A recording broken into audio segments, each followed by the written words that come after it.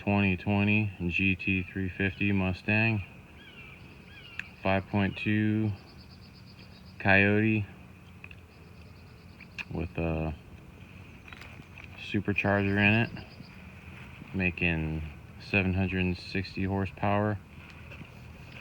And this thing's a monster. It reminds me of Super Shredder, if you all remember Ninja Turtles second movie, where Shredder gets a hold of the ooze and morphs into the ultimate Shredder version, which was played by Kevin Nash, I believe, under the mask. Actually, fun fact, WWE wrestler, for those of y'all that are fans of that. But anyway, getting back to this thing, as I digress or whatever, yeah, this thing's a monster. Super Chewbacca is probably more appropriate with the engine sound and everything, and yeah, this thing's loud as hell. Turned up to 11. Blows the doors off an M4. Just saw him do those races on YouTube. And yeah, once this thing gets going, it's pretty ridiculous. And look at those brakes. Big old large pizzas down there. Big old Brembos. And you got like the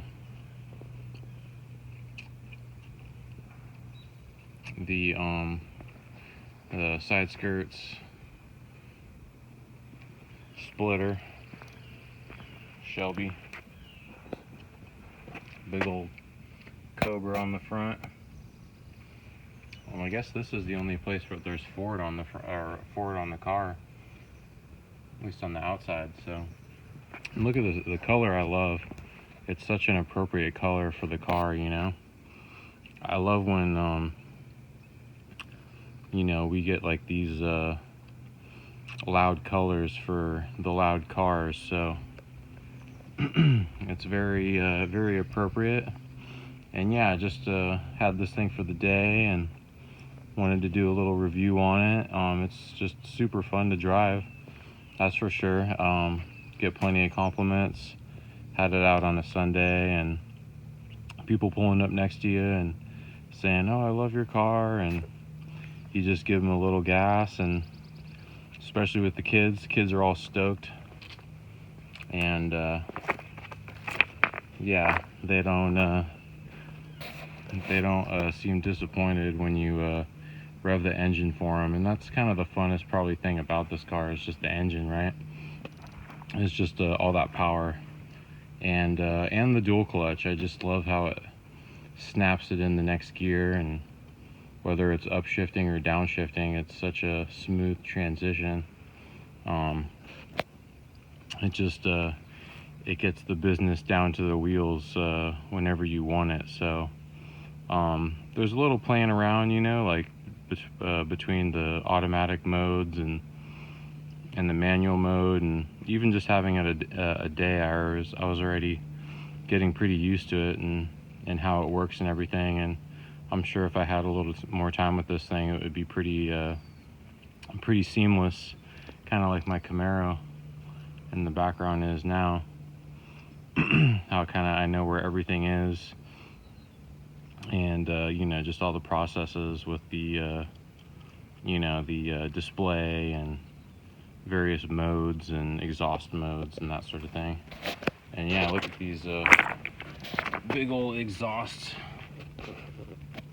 tips, quite a bit bigger than my Camaro, with the nice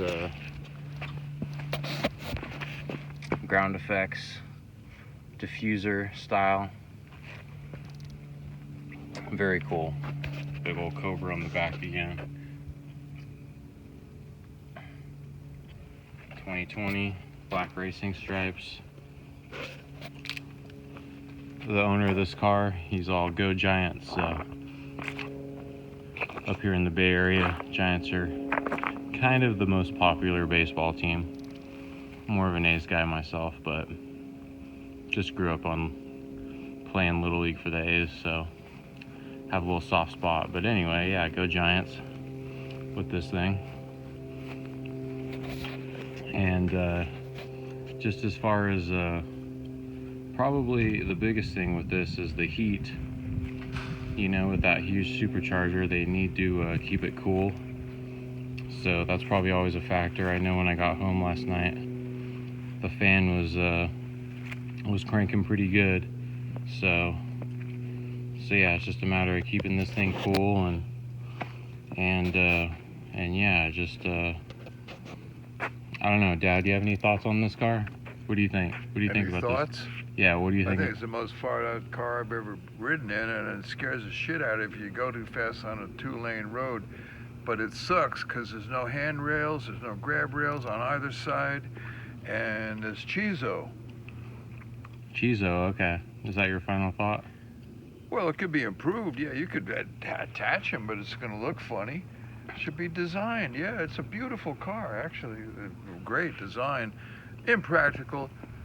It's a strictly rich man's car who has a regular car to drive around in and not going to, you know, snap his neck when he goes every light. Yeah, it's a neck snapper. It'll throw you back in the seat for sure. So, but yeah, if you need to lay the business down, it does pretty good at that. Plenty of horsepower, and I think it needs wings. It goes faster than a plane to take off. Yeah, it needs some wings for sure. And yeah, it's pretty heavy. You can kind of feel the weight of it. So that's the other thing, is just to oh, this is a vent. Look at. Yeah, it's heat extractor for the hot supercharger in there. Oh, what about rain? Is that going to hurt it? There's a rain guard. You can take it out though for track days. Nice car, Bobby. I wouldn't spend my money on it. Yeah. I'd get me a nice old 280 Mercedes Classic. Right. So anyway, just wanted to do a little little demo. In the back seat, right. Front seat, wherever you want. Well, you get strictly an ego car. Yeah, it's a big ego car, but hell of a car, super fun. If you're a Mustang guy, this would be the car for you. And even if you're not a Mustang guy, I think this car would definitely win you over. It definitely has brought me over to the Mustang side, at least for the day. Even as a Camaro guy, I super enjoyed it, and I kind of I get the Mustang vibe pretty good with this thing. So yeah, the super Chewbacca with the engine sound. The engine sound sounds like Chewbacca, you know. I don't roars. like the engine sound. It's not throaty. I want to be impressed with the motor sound. You know. Yeah, my dad's crazy, by the way. Anyway, so I just wanted to do a little preview with this thing. So, yeah, I might have to get me one of these days. But for now, it was just a fun ride, and hoping to give you guys some more content. Feel free to like and subscribe and notify and all that stuff. We're gonna do all kinds of fun stuff on this channel, so stay tuned. I'll give you 50 grand for it. All right, yeah, 50 grand. I'm sure they'd take it, right? They're about 130 right now. Okay, so this is a few weeks later from driving the GT500. Just wanted to put a few more notes down on record as far as my experience with the car. And it was a super fun car to drive again. I think the engine with the supercharger is kind of the star of the show with this one. You know, much like the CL1 with the Camaros, this is just the top dog Mustang and kind of pinnacle of the Mustang brand as far as the muscle cars go. and versus the Dodges and the Chevys and all that. This is kind of Ford's answer to after they did the GT350. You had the Z01s come out, and you had Dodge Demons come out. I'm not quite sure on the sequence of those debuts, but this was Ford's answer to all that high horsepower business, where they upped the ante, so to speak, with that large supercharger on the Coyote 5.2, which is interesting because they didn't try and supercharge the Voodoo engine. That stayed naturally aspirated. But yeah, that's basically the power is the star of the show with this car.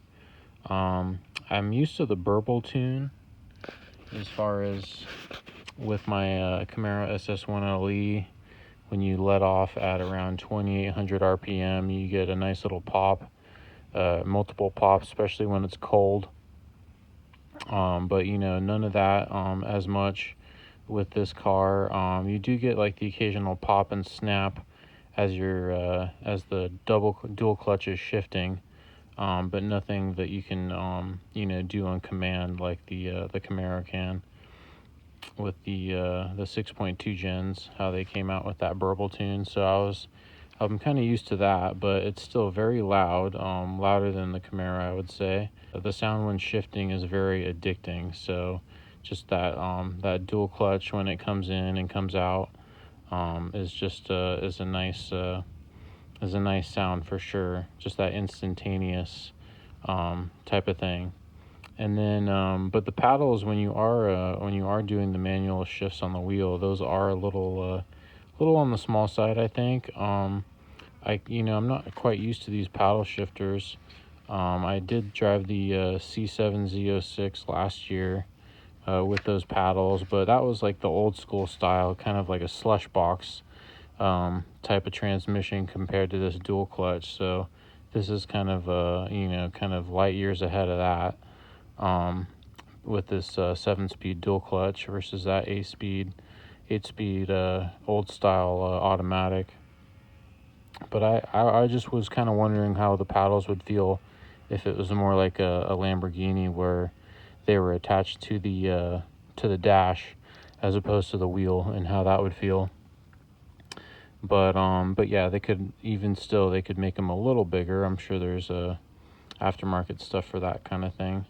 But yeah, it's when you're kind of first taking off, it's a little slow to get off the line, but once it gets going, it's just a freight train. So it's just all that weight that it has to get going, which is, I think, the biggest factor. I think it's around 4,200 pounds or something like that. Whereas, like, say my Camaro SS1LE is around 37, so that's quite a bit of a difference. But they're both heavy cars, but with that weight, you get better, better compliance over those bumpy roads. So it's good at hugging the inside of that turn for the handling, though. Using those wide tires, and it's just sheer brute force to grab the curve. And when I tried to load up, like, say the side of the car and then turn using the chassis dynamics, the car kind of didn't work as well. So it's almost a little easier to just use, just kind of power through that curve and not quite worry so much as far as, like, taking like the most outside, inside to outside type of line to get through it, where it's just, there's so much power with this car, you can really, and so much surface area with those tires, is that you can really just kind of hold on to that inside of the curve with the inside of the car, and then just power out of it with the engine. So that's kind of what I discovered a little bit as far as my minimal experience with the car. But yeah, what else? We just sitting in the car itself, I did have to initially lower that seat just to kind of make myself feel like I was in the Camaro again, because you're sitting up a little bit higher than you are in the Camaro. So but you can lower it, and it did feel good once I did lower that seat, that Recaro racing seat. So and that seat, you know, it's a manual seat, not electric, so that's a little bit of a you know, disadvantage, I would say, compared to the Camaros, Recaros. But it is a 5-point harness ready, so it has those holes in the top to where it will be easier to put a 5-point harness in for those track days. But yeah, the interior is pretty cool. It has that instrument cluster there, the all digital dash. But you know, which is I think that's a cool feature, that digital dash, but not as nice as Camaros overall. We already talked about how the Recaro race seats are manual, and overall just not as comfortable as the Camaros racing seats. The center armrest, there's a plastic portion which kind of needs the extension of the elbow cushion to come out under, whereas when your elbows are resting at, say, like 8 and 4 or 9 and 3 areas, you know, in between using those paddle shifters, you're resting your elbow on like straight up hard plastic. So that's kind of a little bit of an issue. Say if I were to own that car for like a regular, you know, type of ownership where I would drive it a lot, I would look into getting some kind of cushion for that elbow spot on that yeah, just that center area for your elbow on the right side. But yeah, the steering wheel feels good. It's a nice size. It's got the Alcantara wrapped wheel there.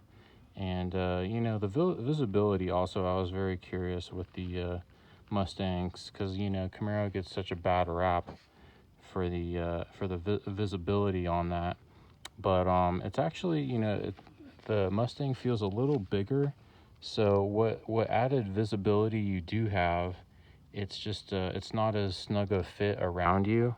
So like I kind of found myself, you know, like trying to stick my head out the window to, like, you know, say park is, you know, get the front of the car up to the parking place. And it was actually harder for me to do that in the Mustang, where is the Camaro, I can kind of just pop my head out a little bit because the door is a little closer, I guess.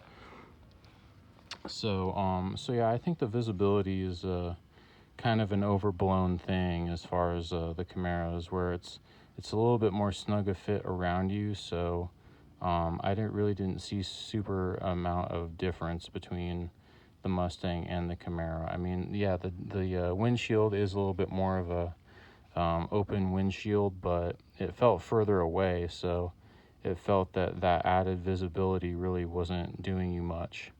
And yeah, it's basically the same type of you know, overall shape, right? They're both pony cars, so yeah, it's not a huge difference there. So I don't know, I find myself kind of still liking the Camaro fit, you know, as far as myself in the car. But yeah, this thing is a super fan favorite. I pulled up next to a C8 and felt that I won like the cooler factor, you know, the cool factor award. Whereas it was kind of like around, you know, like a downtown kind of area where, you know, the C8 was just cruising around, obviously. So I had like the louder engine.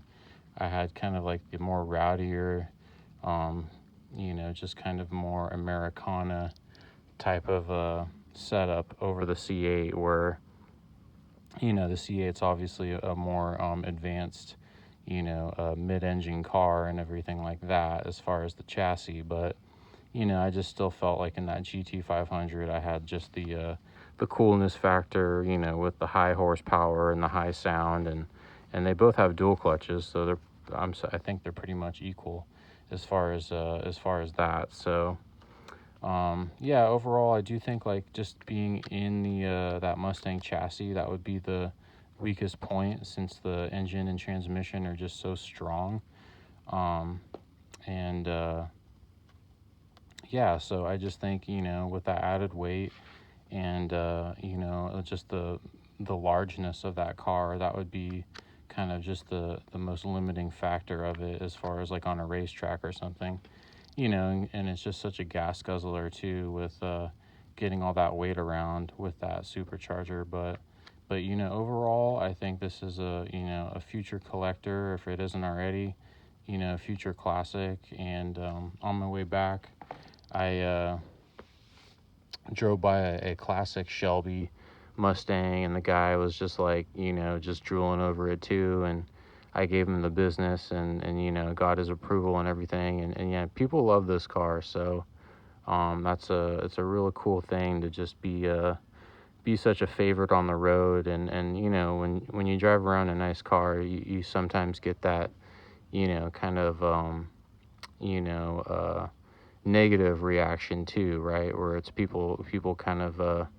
you know, sneer at it, or turn their noses up to you a little bit, just at the opulence and of the extravagance of that type of thing. But I think with the Mustang GT500, it's such a you know, it's such an American classic, so people really have a soft spot for it.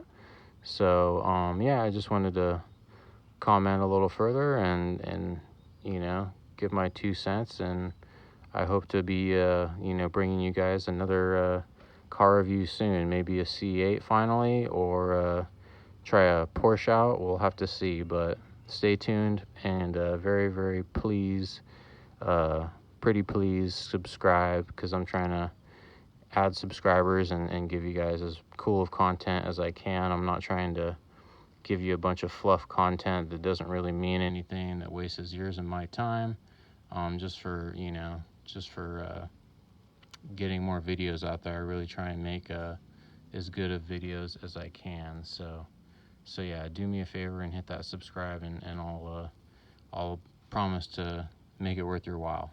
Okay, signing out.